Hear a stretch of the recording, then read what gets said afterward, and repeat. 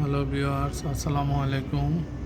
Zafar travel চ্যানেলের পক্ষ থেকে আমি জাফর আহমেদ কানাডা থেকে আপনাদেরকে স্বাগত জানাচ্ছি।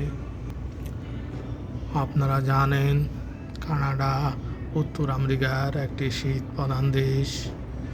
এখন এখানে পুরো দমে শীত শুরু হয়ে গেছে।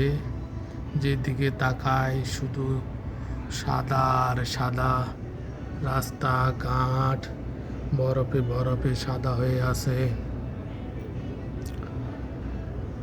আপনারা জানেন পৃথিবীর দ্বিতীয় বৃহত্তর এই দেশটি বছরের 5 মাস শীত থাকে, বাকি দিনগুলিতে গরম থাকে। কানাডা 10টি প্রদেশ এবং 3টি অঞ্চল নিয়ে গঠিত।